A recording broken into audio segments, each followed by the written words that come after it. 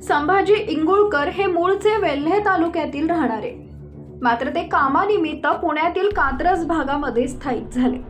इंगुळकर यांना 2 मुले, त्यातला एक छोटा मुलगा संदेश इंगुळकर याला लहानपणापासून अस्थमाचा त्रास होता.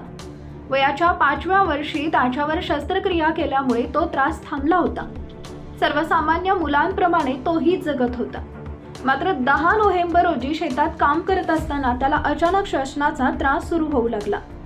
त्याच्यावर उपचारासाठी गावात सुविधा उपलब्ध नव्हत्या, तर सोंडे सरपले येथील उपकेंद्र बंद असल्यामुळे घरातील व्यक्ती त्याला घेऊन उपचारासाठी गावापासून नसरापूरकडे जाण्यासाठी निघाले. मात्र अंबवणे मार्गे अत्यंत खराब रस्ता असल्यानं ते कोदवडी मार्गे नसरापूर दिशेनं चालले असता अत्यंत खराब रस्त्यानं गाडी सावकाश चालवावी लागत होती. त्यातच गुंजवणी नदीवरील कोदवडी येथील अरुंद पुलावर भात काढण्यासाठी आलेला हार्वेस्टर त्या पुलावर अडकला.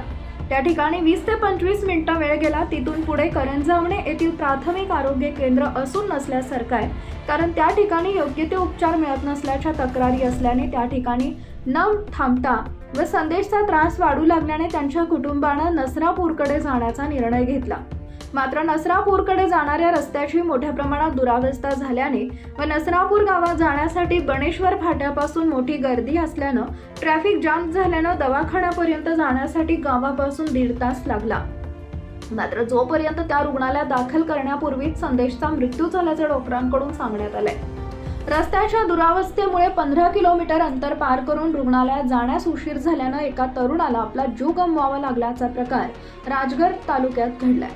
केवळ खराब रस्त्यामुळे आपल्या मुलाला जीव गमवावा लागल्यानं त्या मुलाचे पालक संताप व्यक्त करतायत.